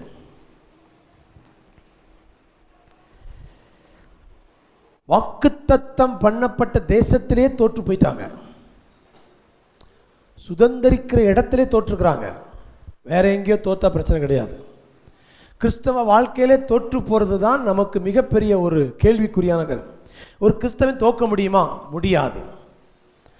யோசுவாவுடைய ஹிஸ்டரி சொல்கிறேன் கேளுங்க. ஆரம்பிக்கும் பொழுது சொல்கிறாரு, நீ உயிரோடு இருக்கிற வரைக்கும் ஒருவனும் எதிர்த்து நிற்க மாட்டான்னு சொல்கிறாரு. நீ சக்ஸஸ் தான் உன்னுடைய லைஃப், உன் வழியை வாய்க்க பண்ணுவாய், நீ புத்திமானாக இருப்ப. அவன் அப்படியே ஃபாலோ பண்ணுறான். ஆனாலும் இங்கே தோல்வி. காரணம், அங்கே உள்ளுக்குள்ள சுதந்திரிக்க வேண்டியவர்கள் அவர்கள் உயிருக்கே இப்பொழுது பயந்து போயிருக்கிறார்கள். Identify the problem. பிரச்சனையை இனம் கண்டுகொள்ளுங்கள். உங்கள் வாழ்க்கையில் ஆவியானுடைய பிரசன்னத்தில் வந்து உட்கார்ந்தீங்கன்னா, ஆண்டவர் இன்றைக்கு போயிட்டுருக்கிற கோளாறுக்கு, பிரச்சனைக்கு, தோல்விக்கு காரணம் என்னன்னு சொல்லி கர்த்தர் உங்களுக்கு நிச்சயமாக பேசுவார். நீங்கள் வேதம் படிக்கும் பொழுது, நீங்கள் தேவ சமூகத்தில் உட்காரும் பொழுது தவறை சுட்டி காண்பிப்பார். குற்றப்படுத்துவதற்கு அல்ல, சரிபடுத்தி வெற்றிக்குள்ளே நீ வர வேண்டும். அல்லேலூயா. ஆண்டவர் ஃபால்ட் ஃபைண்டர் கிடையாது. சாத்தான் தான் குற்றம் கண்டுபிடிக்கிறவன், குற்றம் சாட்டுகிறவன். ஆண்டவர் குற்றம் சாட்டுறது கிடையாது. அதை நிவர்த்தி பண்ணி மறுபடியும் நீ வெற்றி பெற வேண்டும் என்பதற்காக அன்பினாலே உணர்த்துகிறவர், சுட்டி காண்பிக்கிறார். தன் பாவங்களை மறைக்கிறவன் வாழ்வடைய மாட்டான், அவைகளை அறிக்கை செய்து விட்டு விடுகிறவன் இரக்கம் பெறுகிறான். ஆகானுடைய பாவத்தினால இஸ்ரவேல் தோற்று போனார்கள். ஆதாமுடைய பாவத்தினாலே மனுக்குலம் தோற்று கிடக்கிறது. ஆகான் அழிக்கப்பட்ட பொழுது இஸ்ரவேல் மறுபடியும் ஜெயித்தார்கள். ஆதாமுடைய பாவத்துக்கு காரணம் எனக்கு சாத்தான் சிலுவையிலே அழித்தபடினாலே தேவன் நமக்கு வெற்றியை தந்திருக்கிறார். கரங்களை தட்டி ஹல்லேலூயா. ஆகையால இனி நீங்கள் சாபத்தில் வாழ வேண்டிய அவசியம் இல்லை. ஆண்டவர் அங்கே டீல் பண்ணிட்டார். வசனம் இருக்குது, பிசாசின் கிரிகளை அழிக்கவே தேவகுமாரன் வெளிப்பட்டிருக்கிறார். தன்னுடைய மரணத்தினாலே சாவுக்கு அதிகாரியான சாத்தானை சிலுவையிலே அழித்தார் போட்டிருக்குது. நிறைய பேர் நினைக்கிறாங்க பிசாசின் கிரியை தான் அழித்தார் நினைக்கிறாங்க. பிசாசின் கிரியை மட்டுமல்ல, சாத்தானே சிலுவையில் செய்கிறாரு, அழித்திருக்கிறார் என்பது வேதம் சொல்கிறது. அப்போ ரகசிய பாவங்கள் சரிப்படுத்தப்படாத வரை வெற்றி அவர்கள் கையிலே கிடைக்கவில்லை. இப்போ அதை ப்ராப்ளத்தை ஐடென்டிஃபை பண்ண உடனே என்ன பண்ணாங்க? ஆண்டவரை ஐடென்டிஃபை பண்ணுற பாருங்க. நீ போய் சீட்டை போடு, ஒவ்வொரு குடும்பமாக பேர் பேராக வர வேண்டும். 17ஆம் வசனம் வாசிங்க. 17. அவன் யூதாவின் வம்சங்களை வரப்பண்ணின போது சேராகியின் வம்சம் குறிக்கப்பட்டது. அவன் சேராகியின் வம்சத்தை பேர் பேராக வரப்பண்ணின போது சப்தி குறிக்கப்பட்டான். அவன் வீட்டாரை அவன் பேர் பேராக வரப்பண்ணின போது யூதா கோத்திரத்து சேராகின் குமாரனாகிய ரப்திக்கு பிறந்த கர்மியின் மகன் ஆகான் குறிக்கப்பட்டான். 6 லட்சம் பேர்ல கத்திர அழகா ஜல்லடை போட்டு எடுத்துட்டாரு பாருங்க. பிரச்சனை யாரு? What is the problem? இந்த காலம் மாதிரி கிடையாது. அந்த காலத்தில் எந்த விதமான தொழில்நுட்பம் இல்லை. ஆனால் 6 லட்சம் பேர் புருஷர்களில் யார் ஒரு பர்சனல் தனி நபரை தூக்கி கொண்டுகிட்டார். வாசிங்க அடுத்த வசனம். அப்பொழுது யோசுவா ஆகானை நோக்கி, மகனே, நீ இப்பொழுது இஸ்ரவேலின் தேவனாகிய கர்த்தரை மகிமைப்படுத்து, அவருக்கு முன்பாக அறிக்கை பண்ணி, நீ செய்ததை எனக்கு சொல்லு, அதை எனக்கு ஒளிக்காதே என்றான். அப்பொழுது ஆகான் யோசுவாவுக்கு பிரதியுத்தரமாக, மெய்யாகவே நான் இஸ்ரவேலின் தேவனாகிய கர்த்தருக்கு விரோதமாக பாவம் செய்தேன், இன்னின்ன பிரகாரமாக செய்தேன். கொள்ளையிலே நேர்த்தியான ஒரு பாபிலோனிய சால்வையும் 200 வெள்ளி சேக்கலையும் 50 சேக்கல் நிறையான ஒரு பொன் பாலத்தையும் நான் கண்டு அவைகளை இச்சித்து எடுத்துக்கொண்டேன். இதோ அவைகள் என் கூடாரத்தின் மத்தியில் பூமிக்குள் புதைத்திருக்கிறது, வெள்ளி அதன் அடியில் இருக்கிறது என்றான். ரூட் எது பிரச்சனை கரெக்டாக ஸ்கேன் போட்டு எடுத்துட்டார். இங்கே கன்ஃபஸ் பண்ணிட்டான். இப்போ அவனையும் அந்த வெள்ளி பொருட்கள் எல்லாத்தையும் போட்டு தீயை வச்சு கொளுத்தி கல்லுக்கு உயிர் ஆக்கிட்டாங்க. அதை கிளியர் பண்ண உடனே 8ஆம் அதிகாரம் 1ஆம் வசனத்தில் கர்த்தர் பேசுகிறார். அப்பொழுது கர்த்தர் யோசுவாவை நோக்கி, நீ பயப்படாமலும் கலங்காமலும் இரு, நீ யுத்த ஜனங்கள் யாவரையும் கூட்டிக் கொண்டு எழுந்து. நீ பாட்டுங்க, ஒரு தோல்வி வரும்போது நம்ம ரொம்ப டிஸ்கரேஜ் ஆயிடும். என்ன ஆயிரும்? டிஸ்கரேஜ் ஆயிரும். ஒரு ஃபெயிலியர் வரும் பொழுது ஆண்டவர் என்கரேஜ் பண்ணுறவர். கைத்தட்டுங்க ஹல்லேலூயா. சில நேரங்களில் நம்முடைய கடந்த காலத்தில் நம்முடைய முட்டாள்தனத்தினால, நல்லா சொல்லக்காருங்க இந்த வார்த்தையை, முட்டாள்தனத்தினால அறியாமையினால சில காரியங்களை நாம் கெடுத்திருப்போம். நம்ம வேண்டுமென்று செய்திருக்க மாட்டோம். சந்தர்ப்ப சூழ்நிலை காலத்தின் கட்டாயத்தில் மாட்டியிருப்போம். ஆனால் கர்த்தரை சரிப்படுத்தி, நல்லா கவனிங்க, ஒரு மெக்கானிக்கிட்ட கொண்டு நல்லா பைக் ஓட்டிகிட்டே இருக்கிறோம், கார் ஓட்டிகிட்டே இருக்கிறோம், திடீர்னு பார்த்தா அங்கே உள்ளுக்குள்ளே அங்கே வண்டி மூவ் ஆக மாட்டேங்குது, ஏசி ஒர்க் ஆகலை. நான் வந்து ஒரு ஆஃப் மெக்கானிக், என்னெல்லாம் பைக்கெல்லாம் வச்சுருக்கும்போது பாதி நானே பண்ணிடுவேன். ஆனால் சில நேரம் அதையும் தாண்டி ஒன்றுமே பண்ண முடியாது. அப்போ எங்கே கொண்டு போயிடணும்? மெக்கானிக் கொண்டு போகும்போது அவர் இப்போல்லாம் வென்டோ வேர்ல்ட்ஸ் வேகன் வச்சுக்கிறேன், கத்த தந்தார். அதை போன உடனே பார்த்தீங்கன்னா ஒரு லேப்டாப்பில் ஒரு இதை மாட்டிட்டு ஸ்கேன் பண்ணுறா. உள்ள வண்டி ஃபுல்லாக அது ஸ்கேன் எடுத்து காமிச்சிருது, என்ன பிரச்சனை காமிச்சிருது, கம்ப்ரஸர் அவுட்டு. அப்போ வெளியே பார்க்க வண்டி சோக்காக இருக்குது, நானும் என்னெல்லாமோ ட்ரை பண்ணுறேன். இல்லை, ஆனால் அங்கே போன பிறகு தான், ஸ்கேன் பண்ண பிறகு தான் தெரியுது, பர்டிகுலர் இதில் வந்து ஃப்ளோ இல்லை, ஆயில் ஸ்டாப் ஆயிடுச்சு, ஏர் அவுட் ஆயிடுச்சு. இதே போல் தேவ சமூகத்தில் வரும் பொழுது ஆவியானவர் நமக்கு ஆராய்ந்து பார்க்கிறவர், துலாவி பார்க்கிறவர், உள்ளுக்குள்ளே இறங்கி உங்களுடைய வாழ்க்கையில் எங்கே ஆபாசத்தினால, ஆகாத சம்பாஷணையினால, லூஸ் டாக்குனால, தேவையில்லாத சவகாசனால, பண ஆசையினால எங்கே நம்ம கோட்டை விட்டங்கிறது கர்த்தர் காட்டுவார். அதை சரிப்படுத்தின உடனே அவர் என்கரேஜ் பண்ணுறாரு, நீ பயப்படாமலும் கலங்காமலும் இரு, நான் ஆயும் அந்த பட்டத்தை உன் கையில் ஒப்பு கொடுத்தேன். கடைசி வார்த்தை அப்படி தான் முடியுது. ஹலோ, 2-3 பாயிண்ட் சொல்லிட்டு உள்ளே வரேன், கவனிங்க. இப்போ தான் செய்திக்கு வரேன். ஒரு பெரிய வெற்றியை பார்த்த உடனே நமக்குள்ள ஒரு லெத்தாச்சிக்கு வந்துடும். பொதுவாக சின்ன விஷயத்தை நம்ம சீரியஸாக எடுக்காட்டினா அது நம்மளை கோத்திரும். ஒரு பெரிய கப்பல் மூழ்கி போகிறதுக்கு ஒரு சின்ன ஓட்டை போதும். அல்லேலூயா. அதே போல் இவங்க வந்து எரிகோவை ஜெயித்த உடனே அந்த ஆர்ப்பரிப்பின் கழிப்பில் அடுத்த காரியத்தில் வந்து அவங்க வந்து சீரியஸாக இல்லை. கர்த்தர்கிட்ட கேட்கல, முதல்ல இந்த ஊருக்கு எப்படி சண்டைக்கு போகணும்னு கேட்கல. எரிகோவிட்ட கேட்டாங்க, சுற்றி வா, 7 தடவை சுற்று, அப்புறம் ஆர்ப்பரினார். இப்போ 2வது போகும்போது ஆண்டவர்கிட்ட கன்சல்ட்டே பண்ணலை, இவனே ஒரு 3000 பேர் அனுப்பி அதை ஒர்க் அவுட் பண்ணால் ஃபெயிலியர் ஆச்சு. பொதுவாக பெரிய சக்ஸஸ் வந்த பிறகு நமக்குள்ளே என்ன மனப்பான்மை வந்தோம்னா, ஐ எம் கிராண்டட், நான் என்ன செஞ்சாலும் அது ஓகே ஆயிரும், நான் என்ன செஞ்சாலும் அங்கீகரிக்கப்பட்டுன்னு சொல்லி நாமே அதிகாரத்தை கையில் எடுத்து தேவனை சார்ந்து இல்லாமல் நாமே ஏதேச்சையாக செயல்படும் பொழுது அங்கு தோல்வி வந்துடுது. அதில் எங்கள் முதல் பாயிண்ட் என்ன அப்படின்னா, ஒரு பெரிய வெற்றி வந்தாலும் ஒவ்வொரு காரியத்துக்கு கர்த்தரை சார்ந்திருக்க வேண்டும். ஆமேன். 10,000 ரூபா தேவை வரும்பொழுது கர்த்தரை சார்ந்திருக்கிறோம். 10 ரூபா தேவை வந்தால் பக்கத்து வீட்டில் வாங்கிடுறோம். 10 ரூபா தேவை வரும்பொழுது கர்த்தரை சார்ந்திருந்தால் அவமானப்படாமல் அந்த காசு நமக்கு வந்திருக்கும். ஆகையால் நான் நேற்று படிக்கும்போது கர்த்தர் பேசின வார்த்தை, தம்மை பற்றி உத்தம இருதயத்தோடு இருக்கிறவர்களுக்கு தன்னுடைய வல்லமையை விளங்க பண்ணும்படி கர்த்தருடைய கண்கள் பூமி எங்கும் அவரை சார்ந்திருக்கணும். பெரிய மேட்டராக இருந்தாலும் சின்ன மேட்டராக இருந்தாலும், 10 லட்சம் ரூபா தேவையாக இருந்தாலும் 10 ரூபா தேவையாக இருந்தாலும் கர்த்தரை சார்ந்துருங்க. நீங்களே ஏதேச்சியாக தேவனை சார்ந்து இல்லாமல் செய்ய முயற்சிக்காதீங்க. அடுத்தது இங்கே கவனிங்க, ஆயிப்பட்டினம் பாருங்க. அவங்க வந்து இந்த இஸ்ரவேல் வந்தாங்க, 3000 பேர் வந்தாங்கல்ல, அவங்களை அடித்து தோச்சிட்டாங்க. இது ஜெயிச்ச உடனே இவங்களுக்கு ஒரு மெத்தப்பு, ஓ இவங்களை நம்ம ஜெயிச்சிடலாம். சாத்தான் உங்கள் கடந்த காலத்தில் ஒரு பாவத்தில் உங்களை வீழ்த்தி இருந்தால் அவனுக்கு உங்களை குறித்து ஒரு நாலேஜ் இருக்குது. இவனுடைய வீக் பாயிண்ட்டு இதுதான். அதனால் அவன் மறுபடியும் நம்மளை அட்டாக் பண்ண வந்தால் அவன் இந்த விஷயத்தில் அவனை தாக்கலன்னு சொல்லி பிசாசு உங்களை குறித்ததான ஒரு முன்னறிவு உள்ளவன் அவன் இருக்கிறான். ஆனால் கர்த்தர் என்ன பண்ணுறா பாருங்க, 2ஆம் வசனம் வாசிங்க. ஸ்ட்ராட்டஜி பாருங்க. நீ எரிகோவுக்கும்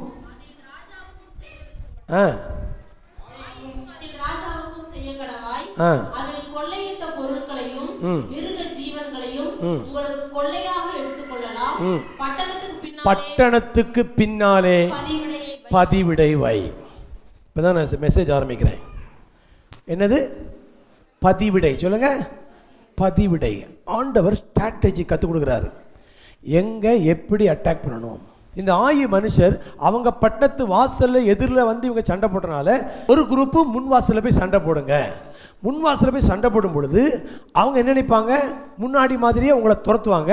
நீங்கள் ஓடுற மாதிரி வச்சணும், ஓடணும். ஊரை விட்டு எல்லாரும் வெளியே வந்த உடனே நான் இங்கேருந்து என்ன நீட்டுவேன், மலை மேலே நின்று என்ன நீட்டுவேன், என்ன வசனம் படித்தோம், ஈட்டியை நீட்டுவேன். அதை பார்த்த உடனே ஆம்புஷ், பதிவிட இருக்கிறவங்க எழும்பி வந்து ஊருக்குள்ளே எல்லாத்தையும் அடித்து தோசை பண்ணி தீயை வச்சு கொளுத்திரு.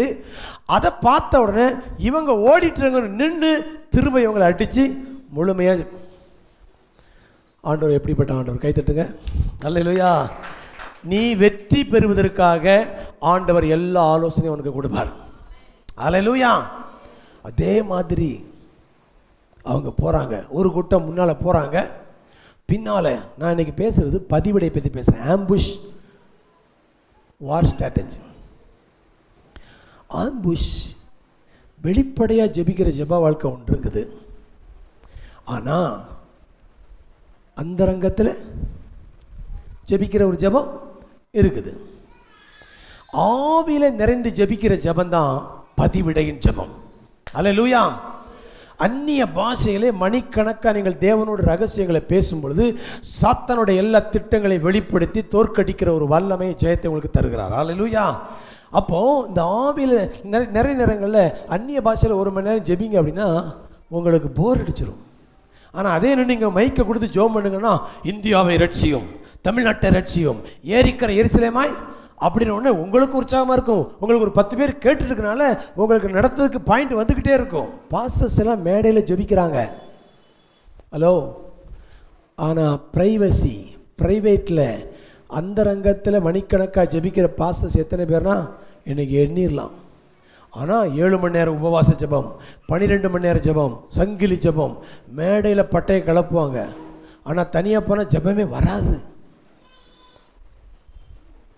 அங்கே கேட்கறதுக்கு ஆள் கிடையாதுல்ல. ஸோ ஆண்டவர் சொல்றாரு, இந்த பதிவிட ஜெபம் வேணும். மறைவில் அந்தரங்கத்தில் தேவனோடு ஆவியில் ஜெபிக்கிற ரகசிய குறியீடுகளை போய் பயன்படு. அல்ல கவனிங்க, வாரில் இந்த சீக்ரெட் கோட் ரொம்ப முக்கியமானது, சிக்னல் ரொம்ப முக்கியமானது, ஏர்ஃபோர்ஸில் சிக்னல் ரொம்ப முக்கியமானது. இந்த குறியீடு எதிரிக்கு தெரியாது. ஆகையால தேவன் சொல்றாரு, ஆவிக்குரியவன் ரகசியங்களை பேசுகிறான். அப்போது ஒரு தேவ பிள்ளை உங்கள் வாழ்க்கையில் இன்றைக்கி வெளிப்படையான தோல்வி அடைஞ்சிருக்கீங்கன்னா கர்த்தர் சொல்றாரு, மறுபடியும் அதே அப்ரோச் பண்ணாத, உட்கார்ந்து தனிப்பட்ட தேவ சமூகத்தில் உட்கார்ந்து ஆவியில் நிறைந்த அந்நிய பாஷைகளை பேசி நீங்கள் தேவனுடைய வார்த்தைக்கு கீழ்ப்படிந்து அவருடைய ஆலோசனை. நல்ல கவனிங்க, ஆவியானவர் சகல சத்தியத்துக்குள்ளும் நடத்துவார். என்ன செய்யணும், எப்போ செய்யணும், எப்படி செய்யணும் எல்லாமே ஆவியான கற்றுக் கொடுப்பார். இப்போ இன்னொன்று சொல்கிறேங்களுங்க, இந்த எதிரில் போய் சண்டை போடுறவங்களுக்கு ரொம்ப உற்சாகமாக இருக்கும். ஏன்னா அவங்க நேருக்கு சண்டை போடுறாங்க, பண்ணுறாங்க, செயல் நல்லா வெளியே தெரியுது. இந்த பதிவிட இருக்கிறவன் என்ன பண்ணணும், முதல்ல என்ன செய்யணும், ஒளிஞ்சிருக்கணும். அடுத்த சிக்னல் வரைக்கும் காத்திருக்கணும். இது போர் அடிக்கிற மாதிரி இருக்கும். சரி, அவன் சொல்லட்டும், நம்ம என்ன செய்யலாம், இப்படி அடிச்ச முடியாது, நீங்கள் கிடக்க முடியாது. சிக்னல் வந்த உடனே எகிரி குளிச்சு உடனே ஓடணும். எப்போ வரும்னு தெரியாது. அது ஒரு விடாப்பிடியான உறுதியான தீர்மானத்தில் இருந்தால் நீங்கள் அப்படி இருக்க முடியும். இந்த ஜெபத்தை பற்றி நான் ரொம்ப சின்சியராக பேசுகிறேன், கவனிங்க. சில நேரங்களில் அந்நிய பாஷை பேசுகிறது, இந்த அந்தரங்கத்தை ஜெபிக்கிறதுலாம் விளம்பரம் இருக்காது, யாரும் பாராட்ட மாட்டாங்க. சிலர் பார்த்தீங்கன்னா நீ ஜெபிக்கிறதே இல்லை அப்படிமே, நான் ஜெபிக்க நீங்கள் பார்த்தீங்களாக்கும், நான் தனியாக. அப்போ பொதுவாக ஒருத்தர் யார் நீ எல்லோரும் வெளிப்படையாக பார்த்து ஜெபிக்கிற ஆளத்தை யாருன்னு சொல்கிறோம், நம்ம ஒரு ப்ரேயர் பண்ணுறோன்னு சொல்லுவோம். ஆனால் அந்தரங்கத்தில் ராத்திரியில் ஆம்புஷில் பின்னால் இருந்து அந்நிய பாஷையில் பேசி ஜெபம் யாருக்கும் பாராட்ட முடியாது. யாரும் உங்களை ஜெப வீரனாவே அங்கீகரிக்க மாட்டாங்க. மத்தேயு 6ஆம் அதிகாரம் வாங்க. எப்படி ஜெபம் பண்ண சொல்லும் பொழுது முதல் பாயிண்டே எப்படி ஜெபம் பண்ணக்கூடாதுன்னு சொல்கிறார். மத்தேயு 6 எடுங்க.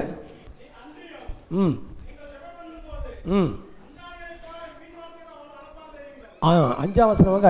5 வசனம். மாயக்காரரை போல மனுஷர் காணும்படியாக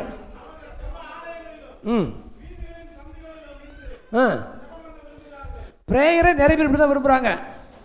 எப்படி மைக்கு கையில் கொடுத்து பரபரப்பாக பட்டாசு பட்டை கிளப்புற மாதிரி. அப்படி ஜெபம் பண்ணாத. இப்போ இந்த வசனம் படிச்சிங்க பாருங்க. இப்போ பண்ணும்போது ஜெபம் பண்ண அஞ்ஞானிகளைப் போல லபலபலபலம் இப்போ ஜெபம் பண்ணாத. லபலபன்னு ஒருத்தன் ஜெபம் பண்ண வைங்களேன், கத்த சொல்லுவார் அந்த தூதனை பார்த்து, அவன் வாயில் ஒரு அடி, வாயில் சப்புன்னு ஒரு அடி வைம்பார். சிலர்லாம் ஜோடிச்சு ஜெபம் பண்ணுவாங்க. The point.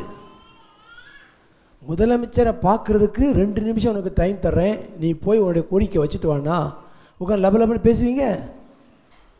முதல்ல செக்யூரிட்டியை கூட்டி வச்சுருவோம். முதல்ல இந்த ஆளை உள்ளே போன உடனே முதல்ல நான் அவர்கிட்ட என்ன வார்த்தை சொல்லணும், நான் எப்படி நிற்கணும், என்ன கேட்கணும். நெகேமியா சொல்கிறான், ஜெபம் பண்ணிட்டு போகிறான், ஆண்டவரே இன்றைக்கு ராஜாவுக்கு முன்னால் போகிறேன், நான் கோரிக்கை வைக்க போகிறேன், உம்முடைய தயவுள்ள கரம் என் மேலே இருக்குன்னு சொல்லி ஜெபம் பண்ணிட்டு போகிறான். கேட்குறான், ஓ மூஞ்சியா எப்படி இருக்குது, டக்குன்னு பெட்டிஷன் தூக்கி போடுறான். ஸோ இவங்க என்ன பண்ணுறாங்க, ஜோடிக்கப்பட்ட ஜெபத்தை மக்கள் பாராட்டுற மாதிரி ஜெபம் பண்ணுறாங்க. ஆனால் அந்த ஜெபத்தை நான் கேட்கவே மாட்டேன்ட்டார். வாசிச்சு பாருங்கள். அதில் அதிக வசனிப்பினால் தங்கள் ஜெபம் கேட்கப்படும் என்று நினைக்கிறார்கள். அவர்களைப் போல நீங்கள் என்ன செய்யாதீங்க. முதல்ல ஜெபம் பண்ண வேண்டிய விதம் சொல்லிட்டு ஜெபம் பண்ணக்கூடாது. எப்படி ஜெபம் பண்ணக்கூடாதுன்னு சொல்கிறாரு. அஞ்ஞானியை போல ஜெபம் பண்ணாத, மாயக்காரரை போல சீனை போடாத. அப்போ எப்படி தான் ஜெபம் பண்ணும் பாஸ்டர்? வா, நீயோ ஜெபம் பண்ணும் பொழுது வேற மக்கள் வேற மாதிரி ஜெபம் பண்ணிருக்கிறாங்க. ஆனால் நீயோ ஜெபம் பண்ணும் பொழுது அறை வீட்டுக்குள் பிரவேசித்து கதவை அடைத்து அந்தரங்கத்தில்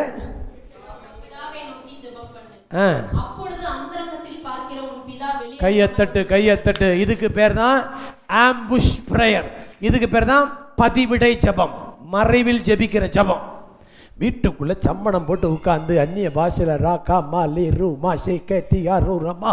நீங்கள் நல்லா சொல்கிறீங்களுக்கு, அந்நிய பாஷை பேச பேச அதற்குரிய வியாக்கியானத்தை ஆவியானவர் ஞாபகப்படுத்துவார். இன்னொருத்தர் தீர்க்க தரிசனம் வரம் பெற்றவங்களுக்கு வரவே வேண்டாம். நீங்கள் பேசுகிற அந்நிய பாஷைக்கு கொஞ்சம் நேரத்துக்கு பிறகு ஆவியானவர் இதுக்கு என்ன அர்த்தம், என்ன வார்த்தை, என்ன வாக்குத்தத்தை எல்லாத்தையும் ஆண்டு கொண்டுருவார். இன்னும் கொஞ்சம் நேரத்தில் எதிரில் இருக்கிற ஆட்களுடைய டீட்டெயிலாம் கொடுப்பாரு. நீங்கள் அதாவது நமக்குள்ளே தேவன் டெபாசிட் பண்ணியிருக்கிற நமக்கு தெரியலை, அதை ஆக்டிவேட் பண்ணுறதில்ல. மக்களை பிரியப்படுத்த நினைக்கிறோம், எவரையும் பிரித்து அவசியம் கிடையாது. கர்த்தரை பிரியப்படுத்தி வாழ்ந்தால் அது மட்டும் போதுமானது. அவர் இயேசு கிறிஸ்து ஒரு நாள் ரோட்டில் எதுவுமே பண்ணலை. அவர் பாட்டுக்கு ராத்திரி போயிடுவார், தனியாக ஒரு இடத்துக்கு போயிடுவார், பிதாவோடு உட்காந்து பேசிகிட்டு இருப்பார். அந்தரங்க ஜபம் தான் வெளியரங்கத்தில் பட்டையை கிளப்பிச்சு, ரைட்டு லெஃப்ட் மிராக்கிள் பண்ணார். அதை உத்து பார்க்குறானுங்க இவனுங்க.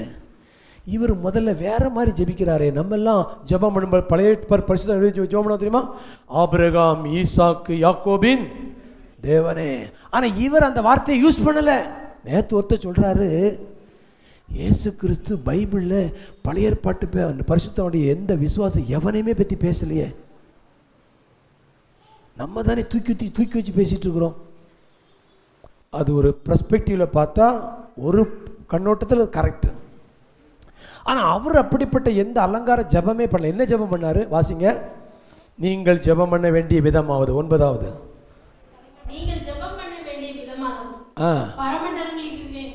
நிப்பாட்டுங்க. முதல்ல ஜபத்தை எப்படி ஆரம்பி, அப்பான்னு ஆரம்பி. கை தட்டுங்க. ஹல்லேலூயா.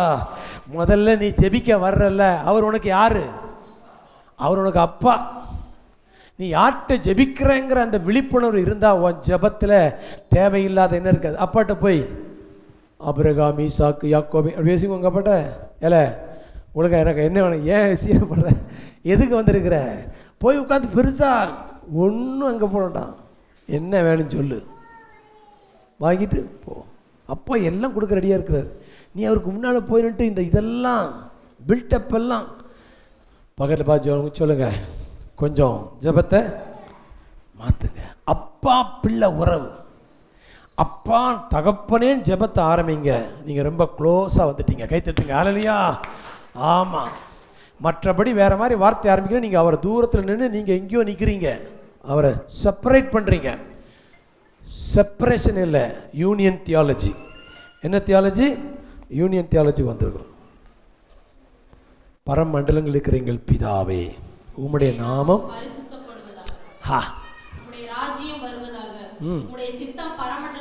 கையை தட்டுங்க. முதல்ல எடுத்த உடனே டிக்ளரேஷன் தான். ஹல்லேலூயா. படுவதாக, வருவதாக, செய்ய ஜெபம் பாருங்க. ஐயா பிச்சை போடு, சோறு கொடு, இப்படியே ஜெபம் பண்ணுறாங்க. இந்த பெக்கிங் ப்ரேயரை விட்டுட்டு ஆளுகை செய்கிற ஜெபத்தை நம்ம செய்யணும். ஹல்லேலூயா. உம்முடைய ராஜ்யம் வருவதாக, உம்முடைய நாமம் மகிமைப்படுவதாக, பரிசுத்தப்படுவதாக, உம்முடைய சித்தம். அப்போ இந்த அந்தரங்கத்தில் ஜெபிக்கிற ஜெபம் மனிதர்கள் பார்க்காம இருக்கலாம், ஆனால் கர்த்தர் அதை தான் வேல்யூ பண்றார். ஹல்லேலூயா.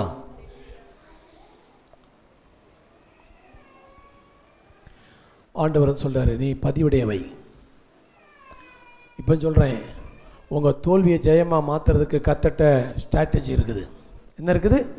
யுக்திகள் இருக்குது. எப்படி இதுலேருந்து நீ ஓவர் கம் பண்ணி வரலாம், இந்த தோல்வியை எப்படி ஜெயமாக மாற்றலாம், ஆண்டவர்கிட்ட வரணும். ஆண்டவர் உங்களுக்கு ஆலோசனை கொடுப்பார், உனக்கு ஐடியா கொடுப்பார், அவர் உனக்கு போதிப்பார், அவர் உனக்கு காட்டுவார். உனக்கு அதாவது ஸ்பெசிஃபிக் ஸ்ட்ராட்டஜி, தனிப்பட்ட விதத்தில் முன்னாடி உள்ளது மாதிரி பழைய பேட்டர்னே கிடையாது. பைபிளில் இயேசு சுகமாக்குனது ஒரே விதத்தில் யாரையும் பண்ணதே கிடையாது. எல்லாம் டிஃப்ரெண்ட் மெத்தட் தான். குருட 5 பேர் குணமாக்கி இருக்கிறாரு, ஆனால் ஒவ்வொருத்தரையும் ஒவ்வொரு விதமாக. ஒருத்தனை பார்வை அடைவாயாகங்கிற வார்த்தையில் குணமாக்கிட்டார், இன்னொருத்தனை தொட்டு சுகமாக்குறார், இன்னொருத்தனை போய் கழுவுங்கிறார், போய் சுலப களத்தில் கழுவுங்கிறார். அப்போது நம்ம எப்பொழுதுமே இந்த ட்ரெடிஷனில் போய் லாக் ஆகிடக்கூடாது. தேவன் என்ன சொல்கிறாரு, அவருடைய மெல்லிய சத்தம், அவருடைய துல்லியமான வார்த்தைகள் என்ன, இதை கேட்குறதுக்கு நாம் செவித்துணர் உள்ளவர்களாக இருக்கணும். Listening is a great character. கூர்ந்து கவனிப்பது. ஆண்டு சொன்னார், பதிவிடையவை. பதிவிடை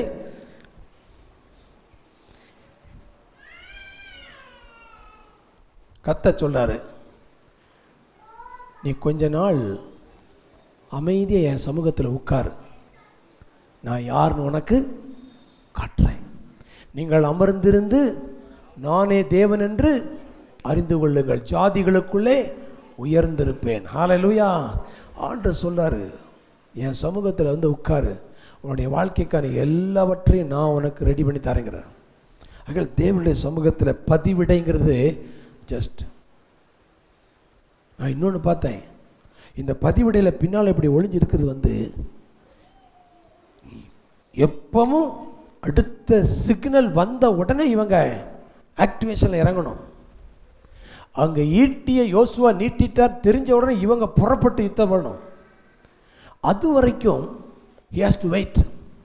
பைபிளில் போட்டிருக்குது, கர்த்தருக்கு காத்திருக்கிறவர்களோ புதுபலன் அடைந்து கழுகளைப் போல உயர எழுப்பினாலும் ஓடினாலும் இளைப்படையாமல் நடந்தாலும். ஸோ இந்த வெயிட்டிங் டைம் வந்து வேஸ்டிங் டைம் கிடையாது. அது உங்கள் வாழ்க்கையில் அடுத்த கட்டத்துக்கான ஒரு ப்ரிப்பரேஷன் இருக்குது. உங்கள் உள்ளுக்குள்ளே சில காரியம் செட்டில் பண்ணுறாரு, வெளியே உங்களுக்காக ப்ரிப்பேர் பண்ணுறாரு.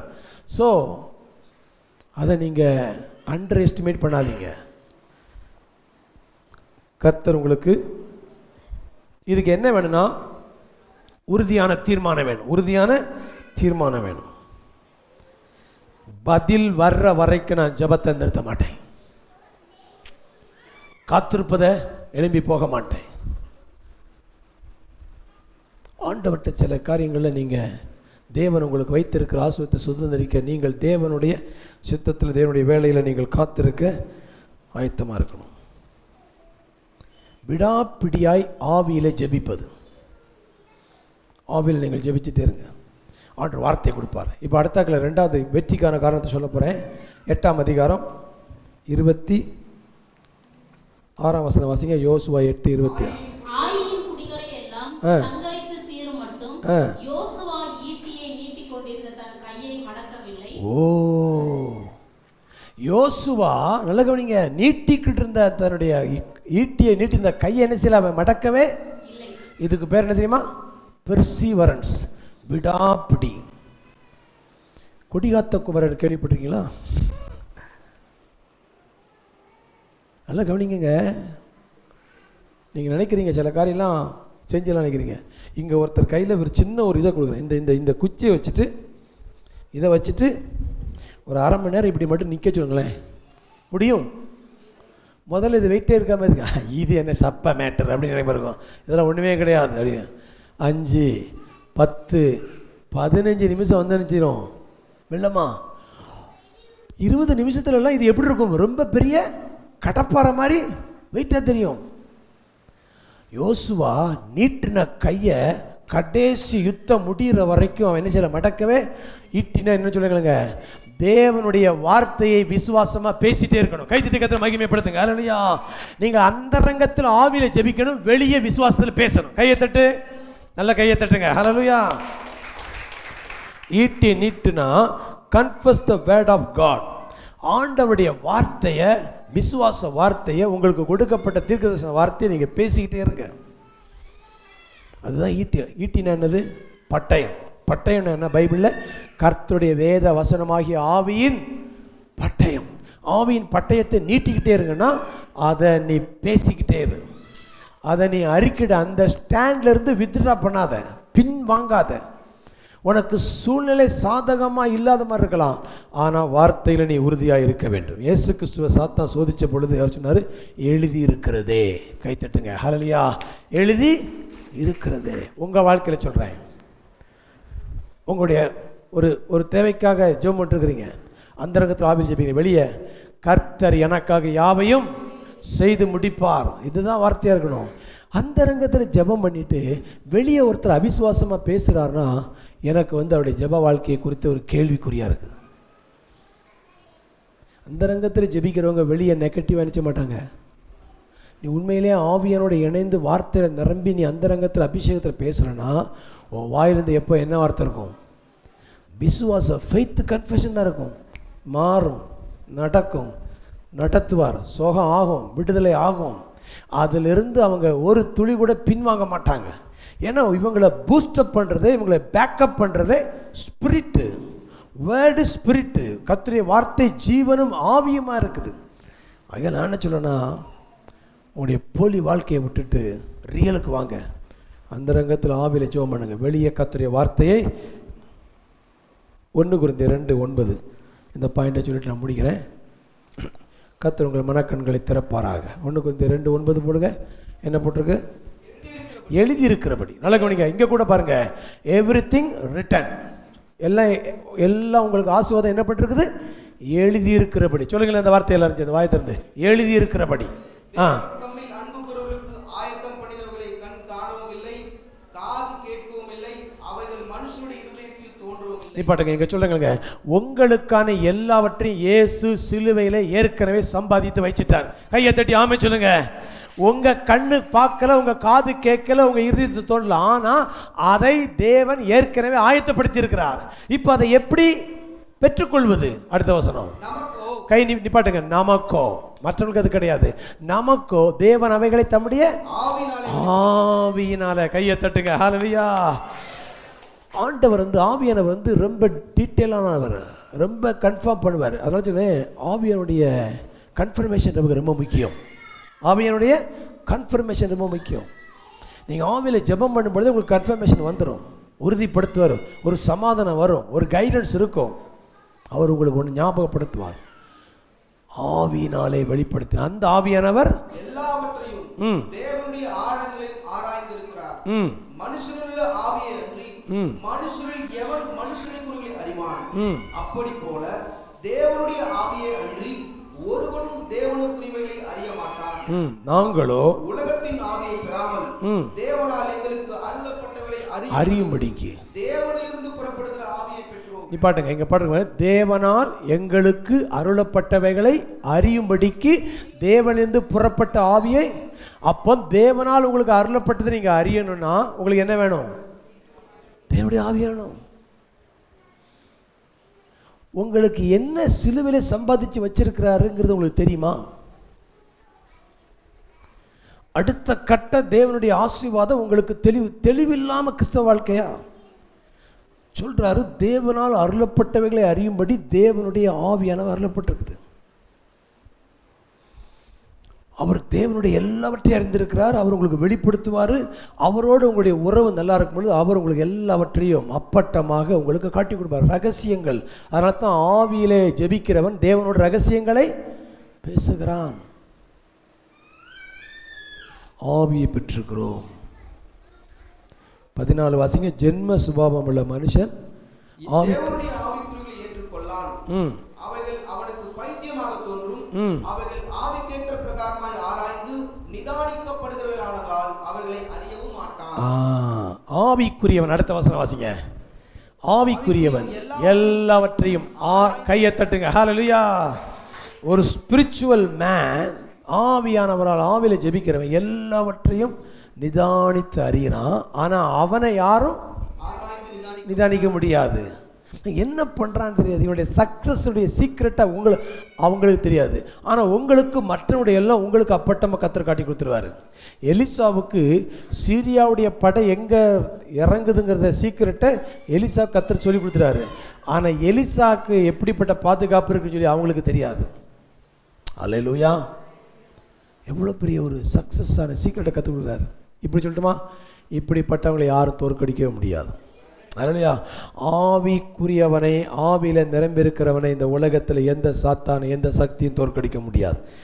வார்த்தை, ஒரே வார்த்தை முடியும், கம்ப்ளீட் சக்சஸ். இப்படி வாசிக்கலாமா? கிறிஸ்துவுக்குள் எப்பொழுதும் எங்களை வெற்றி சிறக்க பண்ணி எல்லா இடங்களிலும் எங்களை கொண்டு அவரை அறிகிற அறிவின் வாசனை வெளிப்படுத்த தேவனுக்கு ஆமென். இப்போ தேவனுடைய பிள்ளைங்க ஜெபிக்கிற மேட்ரே வேற. அதனால் ப்ரேயர் லைஃப்பில் அந்த ஒரு சேஞ்சை ஷிஃப்ட் பண்ண சொல்கிறார். சில காரியங்கள் நீங்கள் இருக்கட்டும். முதல்ல தேவனை மகிமைப்படுத்துங்க, தேங்க்ஸ் சொல்லுங்கள். இப்படி சொல்லுங்களேன். ஒரு 2-3 பாயிண்ட் சொல்லுங்கள் ப்ராக்டிக்கலாக. பணப்பிரச்சனை, வியாதி பிரச்சனை. பணப்பிரச்சனைக்கு தேவை இருக்குது. இப்போ பொதுவாக அஞ்ஞானிகளும் பரிசையில் எப்படி ஜெபிப்பாங்கன்னா, வெளியே நின்று ஆண்டவரே எங்களுக்கு தாரும், எங்களுக்கு இறங்கும் ஆண்டவரே. ஆனால் ஆவிக்குரிய எப்படி ஜெபிப்பான்னா, என் தேவன் என்னுடைய குறைகளை எல்லாம் கிறிஸ்து இயேசுவுக்குள் மகிமையிலே நிறைவாக்கிறார். கர்த்தரை தேடுகளுக்கு ஒரு நன்மையும் குறைபடாத இந்த வார்த்தைக்காக உமக்கு ஸ்தோத்திரம். அல்லேலூயா. ஓப்பன் ஆயிரும். வியாதி சுகமாக்குங்க ஆண்டவரே, சுகமாக்குங்க ஆண்டவரே. ஆண்டவர் சொல்லுவார், நான் 2000 வருஷத்துக்கு முன்னாடியே உனக்குண்ணா. அப்போ நான் என்ன பண்ணணும்? நீ வியாதியை பார்த்து பேசு. அவருடைய தழும்புகளால் குணமானீர்கள். இயேசுவின் நாமத்தில் சரித்து வியாதியை வெளியேறு. மலையை பார்த்து பேசுங்க. விதத்தை மாத்துறாரு. ஜெபிக்கிற விதத்தை ஆண்டு மாற்ற சொல்கிறாரு. அந்த பழைய பேட்டர்ன் ஒர்க் பண்ணலன்னா வேற பேட்டர்னை மாற்று. பைபிளில் பிப்ளிக்கல் வேக்கு வாங்க. அப்போது ஆபிரகாமை குறித்து சொல்லுது, அவன் குழந்தையே இல்லை, ஆனால் தேவன் வாக்குத்தத்தம் பண்ணிதை நிறைவேற்ற வல்லவராக இருக்கிற முழு நிச்சயமாய் நம்பி தேவனை மகிமைப்படுத்தி விசுவாசத்தில். அப்படின்னா குழந்தை இல்லாமல் இருக்கும் பொழுதே குழந்தை கொடுத்ததுக்காக நன்றி சொல்ல ஆரம்பிச்சிட்டான். கையை தட்டுங்க. ஹல்லேலூயா. தேவை சந்திக்கப்படுவதற்கு முன்பதாகவே தேவன் கொடுத்து விட்டதை போல தேவனை மகிமைப்படும். ஏன்னா அந்த லூக்கா படிச்சிங்க, இந்த மத்தேயு படிச்சிங்களா 6ஆம் அதிகாரத்தில், அதில் ஒரு வசனம் இருக்குது. நீங்கள் ஜெபம் பண்ணுறதுக்கு முன்னாடியே உங்களுக்கு என்ன தேவைன்னு அவருக்கு என்ன செய்யுமா? அந்த வசனம் சூப்பராக பதிவாக இருக்கு பாருங்க. 6ஆம் அதிகாரத்தில் 7ஆம் வசனம் இல்லை 8ஆம் வசனம். அவர்களைப் போல நீங்கள் செய்யாதிருங்கள், முன்னமே. ஐயோ, நீ ஜெபத்துக்கு வர்றதுக்கு முன்னாடியே நீ எதுக்கு வரேன்னு யாருக்கு தெரியும்? அங்கே போய் எதுக்கு இந்த பில்டப் பண்ணணும்? அல்லேலூயா. அப்போ அங்கே என்னன்னா தேவன் எல்லாம் அறிஞ்சிருக்கிறாரு. நீ எதுக்கு வர, என்ன உன்னுடைய தேவை என்ன? அப்போ தேவனிடத்தில் நீங்கள் அணுகிற முறை, உம்முடைய நாமம் பரிசுத்தப்படுவதாக, உம்முடைய ராஜ்யம் வருவதாக, உம்முடைய சித்தம். ஸோ தேவனுடைய பிள்ளைங்க இன்னைக்கு ஆவிக்குரிய விதத்தில் நாம் ஜெபிக்க, ஆவியில் நிறந்து ஜெபிக்க, விசுவாச வார்த்தைகளை வாக்குத்தத்தங்களை அறிக்கையில் ஜெபிக்கும் பொழுது தேவன் 100க்கு 100 வெற்றியை தருவார். உங்களுக்கு தோல்வியே கிடையாது. அல்லேலூயா. தேவனுடைய உறவிலிருந்து ஜெபிங்க, உங்களுக்கு தோல்வி கிடையாது. இப்படிப்பட்டதான் பைபிள் போட்டிருக்குது. மரணமோ ஜீவனோ வருங்காலமோ நிகழ்காலங்களோ கிறிஸ்துவின் அன்பை விட்டு ஒன்றும் என்னை பிரிக்க மாட்டதை நிச்சயித்திருக்கிறோம். இவை எல்லாவற்றிலும் நாங்கள் முற்றிலும் ஜெயங்கொள்ளுகிறவர்களாய் இருக்கிறோம். எல்லாவற்றையும் ஜெயிப்பதற்கான ஆவியானவர் உங்களுக்குள்ள இருக்கிறார்.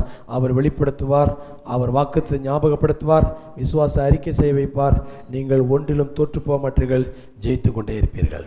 கண்களை மூடி கர்த்தாவே, இந்த காலவேளை யோசுவாவுடைய வாழ்க்கையிலிருந்து எங்களுக்கு கற்றுக் கொடுத்த, அவன் ஈட்டியை நீட்டி கொண்டிருந்தான், பதிவிடையை வைத்தான். அவன் நீட்டப்பட்ட ஈட்டியை மடக்கவில்லை. அப்பா, இந்த பதிவிடை என்றால் என்ன என்பதை கற்றுக் கொடுத்தீர். Ambush prayer. ஹல்லேலூயா. அப்பா, அந்தரங்கத்தில் ஜெபிக்கிற ஜெபம் அப்பா வெளியரங்கத்தில் பலத்த வல்லமையை கொடுக்க ஆண்டவரே. அப்பா, மனுஷர் காண வேண்டும் என்று நாங்கள் ஜெபிக்கக்கூடாது. அஞ்ஞானிகளைப் போல ஜெபிக்கக்கூடாது. மாயக்காரரை போல ஜெபிக்கக்கூடாது. நாங்கள் ஜெபம் பண்ண வேண்டிய ஒரு விதத்தை கற்றுக் கொடுத்துருக்கிறேன். அப்பா பிதாவை என்று கூப்பிட்டு ஜெபிக்க வேண்டும் ஆண்டவரே. அப்படிப்பட்ட ஜெபம் ஆவியானவர் எப்படி ஜெபிக்கணும், எதற்காக ஜெபிக்க வேண்டும், நம்முடைய பலவீனங்களை உதவி செய்கிற ஆவியானவர், நாம் வேண்டிக் கொள்ள வேண்டியது இன்னதென்று அறியாமல் இருக்கிறபடியானே ஆவியானவர் தாமே வாக்கு கடங்காது பெருமூச்சோடு அந்நிய பாஷையிலே நமக்காக வேண்டுதல் செய்கிறார். ஆவியானவரோடு இணைந்து கொள்ளும் பொழுது அவர் உங்களை வெற்றிக்கு நடத்துவார். அல்லையா? நீங்கள் தோற்கடிக்க முடியாது, தோற்கடிக்கப்படவே முடியாது. அல்லையா? இங்க இருக்கிற சிலரை அந்நிய பாஷையில் ஜெபிக்கும்படி ஆண்டவர் இன்னைக்கு சொல்லுகிறார். அல்லையா? சிலரை அந்தரங்கத்தில் ஜெபிக்கும்படி ஆண்டு கேட்கிறாரு. சிலரை விசுவாச வார்த்தையை பேசும்படி ஆண்டு இந்த காலவில் உங்களை சொல்றாரு. இல்லையா? நீங்கள் தோற்று போகக்கூடாது. ஜெயமே உங்கள் வாழ்க்கையில, வெற்றியே உங்கள் வாழ்க்கையின் தலையெழுத்தாய் மாற வேண்டும். ஹல்லேலூயா. நன்றி நன்றி நன்றி ஆண்டவரே. ஹல்லேலூயா. எங்களுக்குள்ளே வாசம் செய்யும் ஆவியானவரே, இந்நாளில் உம் சித்தம் போல் நடத்தி செல்லுமையா. எங்களுக்குள்ளே வாசம் செய்யும் ஆவியானவரே, இந்நாளில் உம் சித்தம் போல் நடத்தி செல்லும். கைதடி. ஆவியானவரே, எங்கள் ஆவியானவரே, பரிசுத்த ஆவியானவரே, ஆவியானவரே, எங்கள் ஆவியானவரே, பரிசுத்த ஆவியானவரே, எப்படி நான் ஜெபிக்க வேண்டும், எதற்காக ஜெபிக்க வேண்டும், கற்றுத்தாரும் ஆவியானவரே. ஆமென். எப்படி நான் ஜெபிக்க வேண்டும், எதற்காக ஜெபிக்க வேண்டும், கற்றுத்தாரும் ஆவியானவரே. வேத வசனம் புரிந்து கொண்டு விளக்கங்களை அறி வெளிச்சத்தாரும் ஆவியானவரே. வசனம் புரிந்து கொண்டு விளக்கங்களை அறிந்து வெளிச்சத்தாரும் ஆவியானவரே. கைதடி. ஆவியானவரே, எங்கள் ஆவியானவரே, பரிசுத்த ஆவியானவரே, எங்கள் ஆவியானவரே, பரிசுத்த ஆவியானவரே. கவலை கண்ணீர் மறக்கணும், கர்த்தரையே நோக்கணும், கற்றுத்தாரும் ஆவியானவரே. கவலை கண்ணீர் மறக்கணும், கர்த்தரையே நோக்கணும், கற்றுத்தாரும்.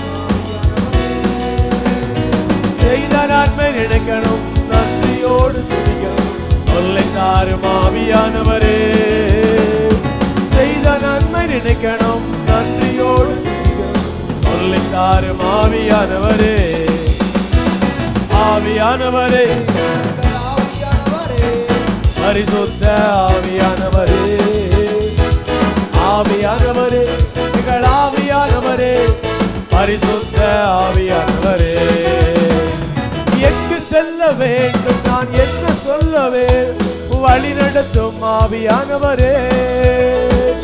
எங்கு செல்ல வேண்டும், நான் என்ன சொல்லவே, வழி நடத்தும் ஆவியானவரே. விருப்பம் இல்லாத இடங்களுக்கு செல்லும் ஆவியானவரே. விருப்பம் இல்லாத இடங்களுக்கு செல்லாம் தடுத்து நிறுத்தும் ஆவியானவரே. ஆவியானவரே, எங்கள் ஆவியானவரே, பரிசுத்த ஆவியானவரே. ஆவியானவரே, எங்கள் ஆவியானவரே, பரிசுத்த ஆவியானவரே. எதிரிகளின் சூழ்ச்சிகள், சாத்தானின் தீக்கணைகளை எதிர்த்து நிற்க பலன் வேண்டுமே. எதிரிகளின் சூழ்ச்சிகள், சாத்தானின் தீக்கணைகளை எதிர்த்து நிற்க பலன். உடற்சோர்வு, அசதிகள், பலவீனங்கள் உற்சாகத்தால் நிரப்ப வேண்டுமே. உடற்சோர்வு, அசதிகள், பலவீனங்கள் உற்சாகத்தால் நிரப்ப. நல்ல கைதட்டி பாடுவோம். ஆவியானவரே, எங்கள் ஆவியானவரே, பரிசுத்த ஆவியானவரே. ஆவியானவரே, எங்கள் ஆவியானவரே, பரிசுத்த ஆவியானவரே. ஆவியானவரே, எங்கள் ஆவியானவரே, பரிசுத்த ஆவியானவரே. ஆவியானவரே,